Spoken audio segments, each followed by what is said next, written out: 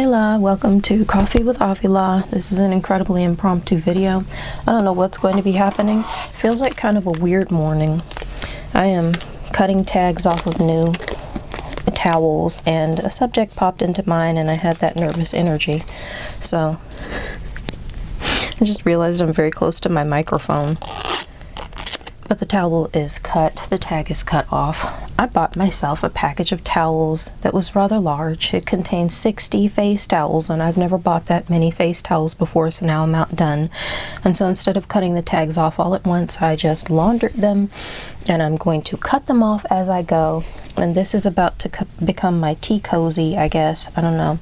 But I'm kind of half-cocked this morning, and I'm just thinking about the India experience. And I said a long while ago that I am kind of I make a whole lot more autism videos than ADHD videos, because obviously my ADHD experience is greatly affected by being autistic. It's a huge modifier, and I don't fully know. That's my teapot I'm pouring my tea, or hot water into my tea. I don't fully know how to address ADHD the way I know how to address autism, because autism informs every experience I have, including my experience of ADHD. But I do know how to talk about the combination thereof and how I figured it out, because I just kept having this experience. Okay, I'm autistic. I don't expect it to be a trope or a stereotype, but it was fascinating to me how many times the autistic experience really didn't fit me 100%. Star Trek fans, this is tea, Earl Grey, hot. I love drinking that just for that reason alone, honestly. But anyway, one of the things that got me was my social interaction thing. And I don't know how to fully explain the exact difference, but when I'm interacting with someone who is, and I have done this, when I'm interacting with someone who is autistic and not ADHD, it's kind of like they have this full level balanced energy and mine doesn't fully match. I feel like I'm all over the place compared to the autistic person. And when I'm speaking with someone who is ADHD, I have an experience where there's a whole lot more compatibility than speaking with someone who's non-ADHD holistic, like if I'm speaking with an NT. But at the same time, I end up feeling, when I'm speaking with a pure ADHDer who's not also autistic, I feel like I'm just all the way down here energy-wise, and my energy level is like, oh, I'm very quiet and calm by comparison. It kind of reminds me of the experience of speaking to people and thinking, I seem boring. You know, that concept of sometimes neurological incompatibility leading people to believe that if you're not really all over the place, you are kind of boring. And so I used to track myself as a part of my masking capabilities, thinking, okay, this is probably coming off as boring again, and I have that sensation like my energy is all the way down here compared to someone who's ADHD and not autistic, yet it's still overwhelming. Actually, that's a good part of it. Sometimes, as autistic ADHDers, we can accidentally overwhelm people who are autistic and not ADHDers. This is something that I'm running into a lot out there in the community where people are talking about it. I have had conversations with autists who aren't or might not be ADHD, and they are often feeling overwhelmed. I've done it.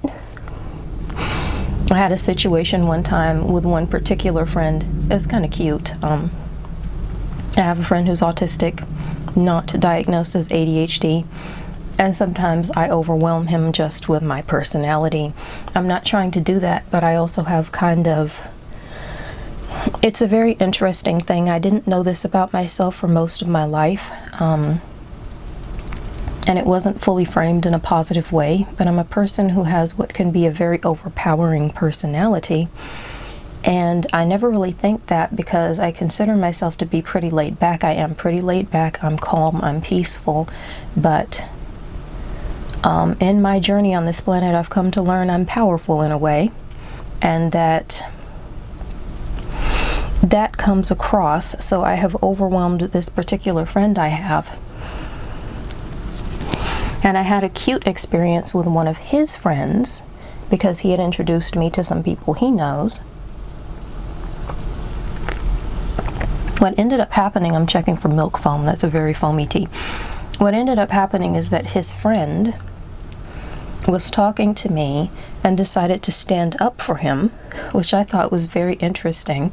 He decided to stand up for him and say to me, well, you overwhelm him sometimes. And I didn't answer in great detail because that's not his relationship and it's not his place.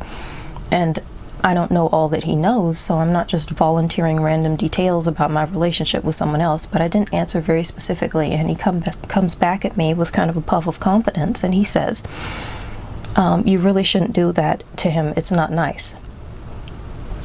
Now, I thought this was adorable. Okay, at this point, my Dame vibes come out, and I was irritated, but I also ultimately was thinking, this is his friend, and he loves his friend. And he thinks he has this secret that he doesn't know because he's not a part of that relationship, and apparently that information wasn't given to him, so, you know, he didn't know. He's trying to protect his friend. Me and the person he's talking about, we talk. If I'm overwhelming him, I'm asking, he's telling me. You know, we adjust the way that we interact, and part of that is that ADHD energy that I have, and part of it is just my personality. But I have a particular dynamic in this friendship, like we do. And so it wasn't something I wasn't aware of, and it wasn't something I was doing on purpose. Greatly what's going on is that there was just a slight bit of an energetic incompatibility because, well, to sum it up, I have this particular type of energy going on, and maybe he's not always 100% prepared for that. But it's not something I'm doing, it's just the way that I am. It's very much the experience that some of us have just as autists communicating with absolutely anybody. I'm realizing that I'm taking up this huge habit when I'm thinking of touching my lips, and this is something that I have done and I don't really do in videos. I'm getting more comfortable being myself. It feels like it's coming out of nowhere and I'm lost in thought, and you know, I'm not doing the dead eye the camera thing because, you know, the more I'm in my safe space, being who I am, being neurodivergent, I will, you know, the less I'm concerned with trying to do the false eye contact thing. And it's not an eye, it's a camera lens, so it's very different. But I'm a person who learned how to mask the eye contact too. Felt great the entire time. Yes, that's sarcasm. Long story short, one of the ways that I learned, because it's not always that clear, that it wasn't just me being autistic that was making me different, and it helped me to understand that some of the reasons why I didn't just fit the autistic criteria is because there was something else, because I did have ADHD markers, is community. And people don't always lay on this as a heavy point, but community and communication is kind of a big deal. I'm trying to get back into being able to make one-take videos, but I'm gonna have to edit stuff out. If, like when I'm streaming, my microphone has a mute button on it, and I'm constantly muting myself, clearing my throat, or hiccuping. I hiccup apparently a lot when I'm streaming. But there's no mute button on my video recording mic. It's just kind of a lavalier mic that's sitting here. Here we go. It's just kind of a lavalier mic that's sitting there, and there's no button on it. So far as I know, it's not the kind that's got that. So I will be doing some kind of editing for that, but I'm trying to get back to just being comfortable and doing zero editing. In fact, I can probably edit that out too. So what I'm saying about community is, sometimes the way that we can tell that something is different about us is because we've had so much holistic community already. As autists, we've had so much holistic community already that we know there's something unusual about us by comparison, and very often we are told and shown so that we cannot miss it. And from what I'm hearing, people who are not autistic but ADHDers are having the same experience with NTs. There are so many people around who are not ADHD that they can see, oh, okay, there are a lot of differences in how we do things, you just randomly remember to do something when I might not, or you make, this is what I'm hearing a lot, and these are also my experiences. My experience will be, oh, go ahead and make a list. And I love to make lists. They're great. They do end up working for me in a way, but go ahead and make a list and you remember what's on the list. But for me, then I have to actually remember that I made the list. If I don't recall that the list is there, it's not going to help. Whereas it seems like other people just, it's like they just remember the list without even having to look at it and don't ultimately need it anyway. But there's always some kind of difference. It's, you know, I had the experience of people deciding that I was lazy because of the different challenges I was going with. Obviously, they weren't experiencing my brain and didn't know how my brain worked. So by comparison, since it wasn't what they were experiencing, and that was kind of the capacity of them personally and spiritually, they just thought, if it's not what I'm experiencing, it's not real.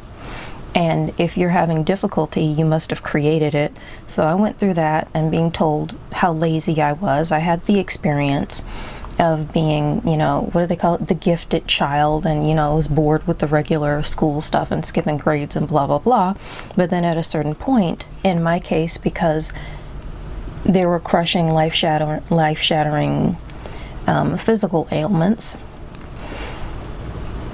that were taking up half or more of my life, and a great deal of really horrendous abuses that were stacked to the point where I honestly at that time did not want to continue on. I was going through too much and I couldn't be golden child anymore. So then all of a sudden I was lazy, and the best one was, it's not just that I was failing, you're doing it on purpose. In fact, I knew someone who I now know is very much not healthy, but they used to say I was doing everything that I was doing to them. It was, why are you doing this to me? It would be an unhinged emotional moment, but I didn't fully feel comfortable. Even when I needed help and was going through stuff, I knew the help wasn't there, because anytime I was going through stuff, I was getting that, well, you're just lazy. Well, you're not doing it correctly. Oh, if you were doing it correctly, there'd be a method for how to take a test. If you were doing it correctly, you'd be acing every test. I went through all of that stuff, and I went through being told that everything was my fault and that I wasn't getting, you know, the autistic thing too. The entire time I was too sensitive and I needed to get a thicker skin, and every time I had a dream, someone was telling me, oh, you say you want to fill in here, but you can't do that as long as you're so sensitive. You're way too sensitive. You need to get over yourself. You need to get over it, blah, blah, blah. So I was kind of having both of the experiences, autistic and ADHD experiences, where someone does not understand, and for whatever reason they're limited in that moment from being able to understand, and so they're just saying things at you that are highly harmful. Not just not helpful, but obviously harmful. The problem is I didn't know I was having the autistic and ADHD experiences until many, many, many years later. And by that I mean decades later in my life, starting when I was 36 and moving on through there. I couldn't pick it up until then. But once I had that information, then I would notice, okay, I happen to be, people have a kind of spiritual radar where they can sense what is different from them and they react to it. And they are not even consciously aware of the fact that they're doing it a good amount of the time. They will fight vehemently the concept that they're doing anything. And I've just learned in my life journey and my spiritual journey that they often have no idea what they're doing. They're just kind of passively receiving downloads. Different. Ooh, really different. Ooh, annoyingly different. They have no conscious idea it's going on, and they have no conscious idea a good amount of the time that they're acting out against it. But this is why so many of us receive the same negative experiences, like autists receive such similar negative experiences from other people, and ADHDers receive such similar negative experiences from other people. Just in the category of the negative experiences I'm talking about right now.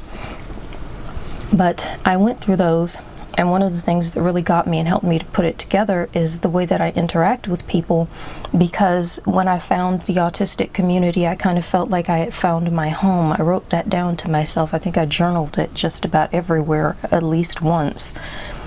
I found my home, and And I didn't have one before. I was the child with the clearly proof that there are extraterrestrials theory, because clearly I wasn't an earthling. It didn't suit me. It didn't make sense.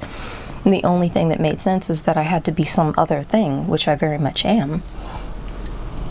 And not for nothing, again, in the spiritual community, there are people who will be like, well, yeah, you are. You're extraterrestrial. You're from another place. I believe that too, but it's too complex to get into right now. For me, it seems simple. There are different kinds of people built in different ways, and it's kind of like being from different planets because your culture is so different. And that was the experience I was still having at some point in greater detail, interacting with autists. We have so much in common, but there was still something up. And it wasn't just personality, it was that energy thing.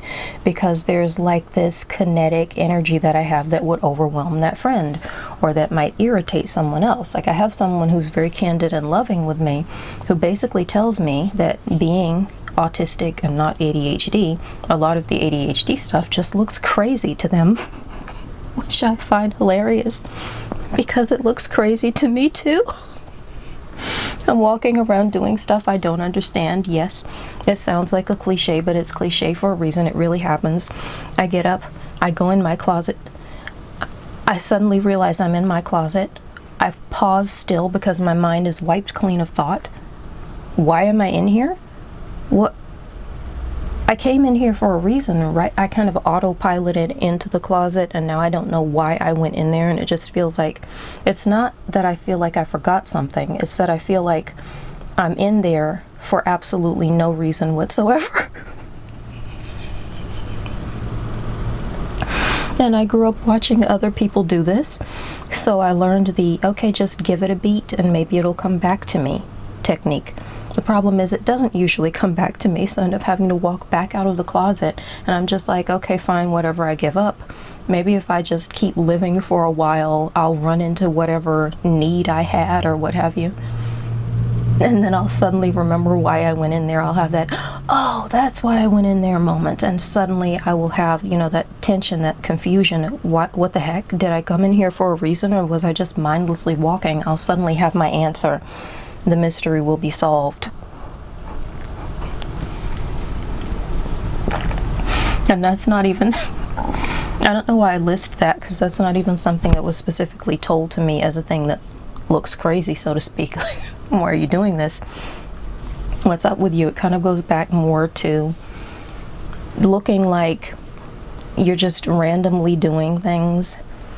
Oh no, I should say randomly not doing things that need to be done. In my particular case, with the mix of autism and ADHD, sometimes I'm really getting up, sometimes I'm getting stuff done. I know my experience. I think it helps me a lot in a lot of different ways, because underneath it all obviously is the autistic brain. So sometimes I will get up and I will do everything. Everything is a mess here right now because I needed a new desk and I finally achieved a new desk. It's often a mess for different reasons, let's be real, but this time it's because of the desk situation, and the desk that I have didn't have space for everything I needed. So long story short, I have a bigger one now that fits in the space, which was a lot of work, but I managed to find one. It's good, and now stuff is all over it, but it's been about reorganizing everything into the desk. And in my mind, it's kind of like Audie brain wants to get this done immediately. You know, like I said, I haven't been blessed yet with a peaceful environment, so it's not that simple. I get overstimulated and I can't entirely get stuff done, but I spend a whole lot of time organizing, and I'm told by people out there in the world who are autistic, you kind of start something, and the thing is that there's a good chance that you're just going to keep doing it until it's done. Even if you're tired, I have that in me. I just want it done. I don't really care what it takes per se. I just kind of have to do it. But at the same time, I have the ADHD aspect where no matter how much I want to start it, sometimes getting started, for whatever reason, for various reasons I might get into later, is impossible. So I'm just staring at stuff I want and need done and can't get it done. And this has been what's happening with the desk, because without getting into detail, it was like playing a weird life-size puzzle, shifting pieces around and lifting stuff and using my kind of inherent knowledge of physics and geometry in order to get the thing in place. And once it was in place, it kind of took me literally the entire day to put the new one up and disassemble the old one. So I, in my mind, was thinking, and this might be another ADHD thing, like the time blindness thing, I was thinking I can get this whole thing done in 2 hours. 2 hours, I was like, maybe I dedicate an hour, then I was like, let's be safe, 2 hours, I can get this whole thing done, it'll be set up and functioning. It took me I got up, got breakfast, and then I started. It took me the entire day. As soon as I finished, I sat down to decompress for a bit because my senses were blasted out, and then I went to sleep. The entire day was a lot longer than 2 hours. I wasn't counting, but sans breakfast, that was how long it took. And then I still hadn't organized my stuff into it because at this point I was in sheer misery. So as much as my Audie brain was saying to me, you know, if you wake up tomorrow and it's not done, you're going to be miserable and then you're still going to have to do it. Just do it now. I think my ADHD brain was whispering, but it hurts and I hate it, so stop. No, I don't want to. It was like, no, but if we do it now, we won't have to look forward to it tomorrow. But I don't care if I have to look forward to it tomorrow. Tomorrow is not today, and today I'm only thinking about how much I hate it right now.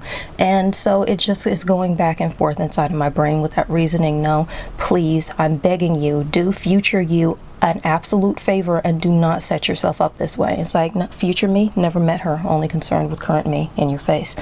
So I ended up having to get up, and future me did end up just a little bit cockadoodle screwed, because without getting into it, because I just realized I'm really getting into it, but it's still the issue of my day because I'm not done yet. I had all kinds of reorganizing to do. My old desk had a drawer, and it was a big one. My new desk is actually a table. It has no drawers. So I had to figure out how to make everything fit. And now that I've basically gotten it to fit, I'm gonna have to figure out where to find everything now that I've put it somewhere. And because I was so tired, I can't remember where I put it. It's gonna be weird. This has branched off so far. I feel like this is another one of those indie things. I hope it doesn't sound completely weird. I like connected points, but to me, this desk situation is a huge part of my experience. I just ended up so fritzed yesterday because no matter how much I wanted to do it, and no matter how badly I needed it done, not yesterday, but I guess the day before that, then I still managed to get up the next day and have to do all this organizing. And so then again, part of me is like, oh, you can quickly start this and just get some work done while you're ruminating. I just woke up, I don't have anything to do yet. We can put off self-care and breakfast, not hungry yet. And the other side of me is like, no. I'm looking at it and I'm thinking taking a mental nap seems nice. And then I just take a mental nap and I'm out. And I can't process what to do. I'm learning that this is greatly the famous dopamine battle. I need something that is nice and delightful, that is creamy and sweet, that's pleasant to get me to get up and go. I'm also finding that in my case, I mean, the tea is good, but in my case, I just adore some coffee, and it actually does give me the get up and go. So if I have my coffee the way I fix it, if I have half a mug of that, I'm gonna suddenly start getting up and going. Halfway through that mug, I'm gonna find myself standing looking for something to do. I didn't have to convince myself. It's just taking place. Then it's just an issue of figuring out what I can do productively instead of sort of, just doing something to be doing it and possibly messing something up. But I found that that works for me. I've also found that, for instance, I adore Stardew Valley. I haven't played it in a while, but if I keep my Switch on, then very often I can just grab the controller, and when I'm totally overwhelmed, I then zone into that. It decompresses me. I'm getting some dopamine. I'll have a square of dark chocolate, and I have dark chocolate regularly anyway, so it totally works for me. It's always right there. I even have some dark chocolate with almond bits and sea salt in it, so I'll just pop that in my face. Whatever it is that needs to take place. Sometimes it's just that I need the fuel. That's a whole nother subject, not realizing whether or not I need fuel and how to eat, so I'm going to try not to get into it, but I've been dealing with all of this over the past few days. because something I thought was going to be as simple as getting a new table into the place where the old desk was has suddenly turned into sort of the indie self-love affair, where I am learning all of this stuff about me and how my brain works and how to get things done and how not to get things done. And it's just a really interesting practical exercise. I've been feeling so confused and so exhausted, and also I'm paying attention to the fact that right now we're during this beginning of April situation with all these different planetary dates and shifts and the way things are affecting everybody. I've never been into that, but I have noticed throughout my life that I tend to feel a certain series of ways that's really intense and obvious, and then later on I come across this news that there was this huge planetary shifting thing and all these gates and portals and blah blah blah, and it's supposed to be affecting you in these specific ways. Just so happens to be exactly how I felt for no apparent reason during that time frame. So now I'm very curious. So that was also going on, because I do know myself to be, I've said it before and I'll say it again, I'm spiritually sensitive. I'm very spiritually sensitive, and that stuff affects me too. But at the same time, it was during that time frame that I suddenly felt the get up and go to get up and start going, moving this stuff and getting it changed. I couldn't do it before. I was going through things, but it seems to have given me a boost at the same time. And so now I'm processing what happened after I got that boost and basically started to tear up my entire living space. And it's my desk area. It's where I film, it's where I edit, it's where I eat, it's where I art. It affected my life to have this area in total disarray. So I'm thinking about it. But what I was trying to say about compatibility is one of the ways that I truly did realize, no matter what else I studied, the ADHD thing, I didn't fully understand until I started to have the experience of also being an ADHDer with friends who are not ADHDers and are also autistic. Because those differences in our experiences and how we go at things, like I know someone who probably would have just gone at it and gotten this all done in one fell swoop. As much as I wanted to, my brain was not there for me in that way. It had other missions, and so I'm learning how to help modify those missions so that they intersect with my missions and we both get things done. And the more I take this information that I have about myself and I try out a new thing, like, you know, if you're curious, and I'm always saying, do everything safely. Do what is safe. Ask people who are experts in safety. I don't know. Just how, if there's a safe approach to figuring out how to add dopamine to your day, because sometimes the dopamine seeking can get to a place that's not that safe and it's not that healthy, and you might even know that, but again, your brain is pulling you toward it because you need to feel good in order to do anything, let alone a huge horrendous project. But I'm learning, and I'm not kidding, having that chocolate and having something to do off to the side, I need better things to do, but maybe if I'd set Stardew Valley up, it would have been easier. But I was like, I'm going to take a little while. I'm going to go online. I'm going to hit play on some calming or relaxing music. And between the two of us, the 3, the 15, whatever, however many, the multiple tens of thousands, why not? It probably would have done better if I had clicked into my new Evanescence CD and just had the noise of it coming at me. I don't think the calming frequency was exactly what I needed in that moment. I think I needed the chaos to stimulate the ADHD brain, and the music, which is my love, my heart, my soul. It's what I'm made of. I'm made of music. It's what I do. I think that would have gotten it, but I didn't think of it then because I was so stressed out. My only thought was, where can I go find that frequency that specifically claims to be highly and extremely calming? But personality-wise, and for my unique case, yeah, it probably would have worked better to throw in some Evanescence or some Alter Bridge. Maybe I'll try that next time. I don't know if this was a cohesive video or not, but I don't know. Maybe that's part of the indie experience too. Once again, doing something to transmute negative energy into something positive and beautiful. So, if you've got any thoughts on the subject, if I cut off a point and you're trying to figure out where the heck does it end, wish you didn't finish your point, put it in the comments. If you have suggestions, if there's stuff you want to hear, I'm still asking. I'm going to be reshifting and changing how I approach things on this channel. I'm going to be throwing in I'm a mystic, I'm an autistic, and I'm a mystic. I always say autist, but it came out, you know, you've got that autistic mystic, mystically autistic, autistically mystical. I think that's what I put on one of my videos, autistically, mystically me. So if you want that approach to things, if you have ideas about that, if you're looking for stuff that other people are not discussing in the indie community, the autism, the ADHD, the autism and ADHD combined, leave me suggestions. I'm very open. I'm always open to suggestions. I probably need to be more clear about that in general.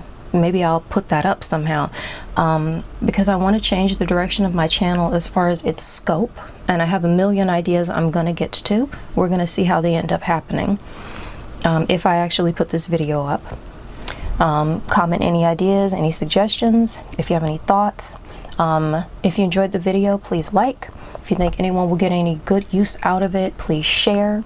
Ring the subscribe and ring the notification bell so you know when I upload, because it is always going to be when I'm able, which I hope one day will be something I can choose for myself. And I think that's about it now. That's about it now. That's not what I say. I say that's about it. Bye now. I say that every time. I could swear I got that from an old Harvest Moon game that somebody gave me, like Friends of Mineral Town. The Harvest Goddess used to pop up on the television and she'd say, "That's about it. Bye now." And I'd be like, "What the heck? We're still talking. Why are you done? Don't be done. I was looking for more information." Now for some reason I think it's cheeky and cute to say it. So yeah. Like, comment, and like, comment, subscribe. Bless your day. Thank you for listening. I don't know what to say. I'm fritzed. It's time for breakfast. That's about it. Bye now.